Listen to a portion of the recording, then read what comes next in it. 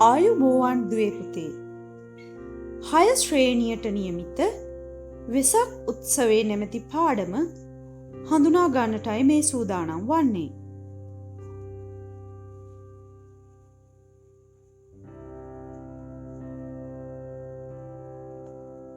සිදුහත් කුමාරයාණන්ගේ ඉපදීම, බුදුවීම සහ එතුමන්ගේ පිරිනිවන් පෑම යන තෙමගුල සිහි කිරීම තමයි වෙසක් පොහොයේදී අපි විශේෂයෙන් සමරනු ලබන්නේ. මැයි මාසයේදී පවත්වන වෙසක් පොහොය බෞද්ධ ආගමිකයින්ට අති විශේෂ දිනයක්. පරිසරයේ මහත් සිරියාවකින් ගස් ඉතා ශාස්ත්‍රීයත්වයෙන් පළවලින් බර වී මහත් සිරියාවන්ත ස්වරූපයක් ගෙන දෙන කාලයක්. ජපානය, තායිලන්තය, බුරුමේ වැනි රටවලද වෙසක් උත්සවය මහත් උත්කර්ෂවත් ලෙස සමරනු ලබනවා.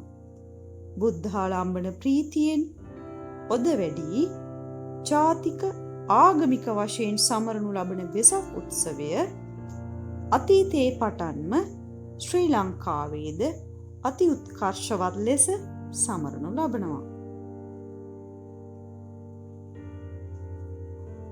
උත්සවය හා බැඳුණු විශේෂත්වයක් තමයි දූ දරුවනේ ඒ සමගම බැඳි සැරසිලි. සැරසිලි අතර ඔබ මේ වන විටත් දන්නා පරිදි නොයෙක් හැඩැති පහන් කූඩු, බෞද්ධ කොඩි සහ වෙනත් කොඩි මගින් විහාර සහ වීදි සැරසීම්, විදුලි පහන් සහ විදුලි බුබුලු වැල් මගින් සැරසීම්, වීදි සහ නිවෙස් අලංකාරකරණය සඳහා ආලෝක සැරසිලි යොදා ගැනීම, දර්ශනීය තොරණ නිමා කිරීම, වෙසක් සුබ පැතුම්පත් ආදිය මෙකී උත්සවයේ විශේෂත්වයක් ගන්නා සැරසිලි ගණයට අයත්.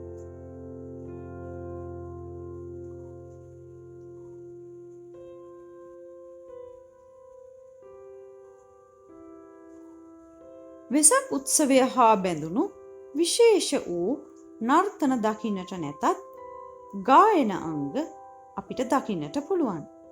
භක්ති ගීත සංදර්ශන පැවැත්වීම මෙහිදී විශේෂාංගයක් කොට සලකනු ලබනවා. බුදුන් වහන්සේගේ ගුණ ඉදිරිපත් කරමින්, බුදුන් වහන්සේගේ ගුණ සිහිපත් කරමින් භක්ති ගී ගායනා කිරීම පන්සල් ආශ්‍රිතව, දහම් පාසල් ආශ්‍රිතව බොහෝ සෙයින් සිදුවන්නා. එසේම තොරණ අසල විරුදු කවි ගායනය මගින්ද සිදුවන්නේ බුදු ගුණ සිහිපත් කිරීම. වෙසක් නාට්‍ය පැවැත්වීම මේ අතින් විශේෂ ස්ථානයක් ගනු ලබනවා. බුදුන් වහන්සේගේ ජීවිතයේ බොහෝ අවස්ථා ජනතාව වෙත ඉදිරිපත් කරමින් වෙසක් නාට්‍ය රංගනය වෙසක් උත්සවයේදී සිදුවන විශේෂ සංස්කෘතිකමය ක්‍රියාකාරකමක්. එසේම පෙරහැර පැවැත්වීම වෙසක් උත්සවයේ වෙනුවෙන් සිදුවන විශේෂාංගයක්. භක්ති අභ්‍යාසයක් ලෙස පෙරහැර පැවැත්වීම සිදු කරන අතරම පෙරහැර තුල දක්නට ඇති නර්තනාංග වෙසක් උත්සවයේ වෙනුවෙන් විශේෂයෙන් නිර්මාණය නොවුවත් ඒවා සාමාන්‍ය ජන ජීවිතයේ පවතින නර්තන සහ වාදන මෙම පෙරහැරේදී යොදා ගනු ලබනවා. ඒවා අතර ගැමි නාටක, ගැමි නැටුම් ඔබට දකින්නට පුළුවන්. ඕනෑම උත්සවයක් පිළිබඳව සාකච්ඡා කිරීමේදී එකී උත්සව මගින් ජනතාව අතර වර්ධනය වන ක්‍රියාකාරකම් සහ ඒවායින් මතුවන සාරධර්ම අපිට හඳුනා ගන්නට පුළුවන්. ජනතාව අතර සහජීවනය ඇතිවෙන්නේ මෙකී උත්සව හා බැඳුණු විශේෂ ක්‍රියාකාරකම් මගින්. වෙසක් උත්සවයේදී විශේෂයෙන්ම දන්සැල් පැවැත්වීම සිදු කරනු ලබනවා. ඒ පුද්ගලයින්ගේ හැකියා සහ දක්ෂතා අවශ්‍යතා අනුව තම තමන්ගේ ශක්ති ප්‍රමාණයෙන් අසරණ අයට, දුප්පත් අයට ආහාර වේලක් හෝ කිසියම් දෙයක් පරිත්‍යාග කිරීමේ අරමුණින් තමයි මෙම දන්සැල් පවත්වනු ලබන්නේ. එමගින් විශේෂ අවස්ථාවකදී හෝ බෙදා හදා ගැනීම යන ගුණාංගය ඉස්මතු කර දක්වනවා. එසේම වෙසක් උත්සවයේ නිමිති කරගෙන ඇස් කණ්ණාඩි, රෝදපුටු, කිහිලිකරු ආදිය බෙදා දීම් අපිට දකින්නට පුළුවන්. අසරණ අයට පිහිටවීමට වෙසක් උත්සවයේ යොදා ගන්න ආකාරය තමයි මේන් අපිට පැහැදිලි වන්නේ. එසේම ලේ දන් දීමේ ක්‍රියාකාරී අවස්ථා, ලේ දන් දීමේ කඳවුරු පැවැත්වීම වෙසක් උත්සවයේදී අතිවිශේෂ ස්ථානයක් ගනු ලබනවා. තවත් අයෙකුගේ ජීවිතය බේරා ගැනීම වෙනුවෙන් තමන්ගේ ජීවිතේ උපරිම කැපකිරීම සිදු කිරීම සමාජ සහජීවනයේ උසස් ලක්ෂණයක්. ගවයන් නිදහස් කිරීම.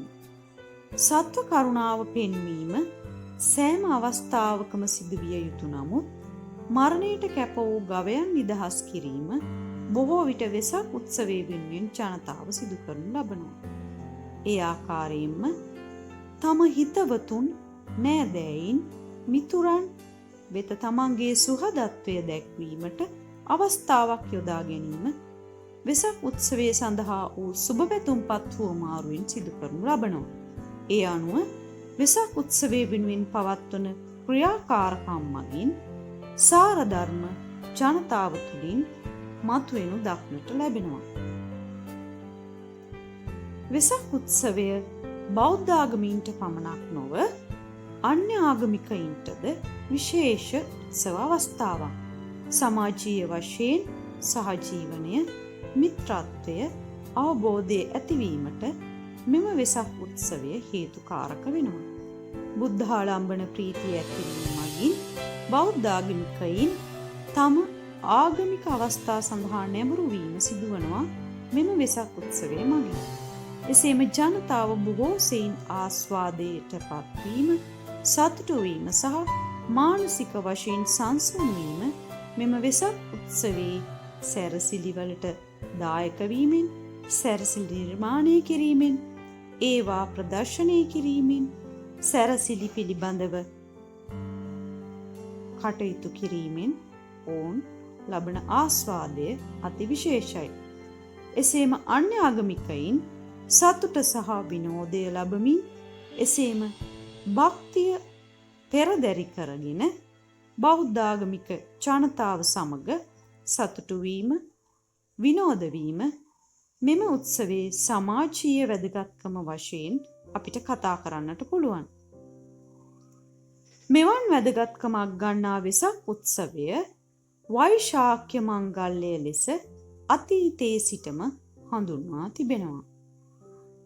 එසේනම් දූ දරුවනේ, වෙසක් උත්සවය පිළිබඳව ඔබ මෙතෙක් කල්පනා නොකළ බොහෝ කාරණා, එහි ඇති ආධ්‍යාත්මික වටිනාකම පිළිබඳව අවබෝධ කරගන්නට ඇතැයි අපට විශ්වාසයි. ඔබ සැමට සුබ දවසක් වේවා.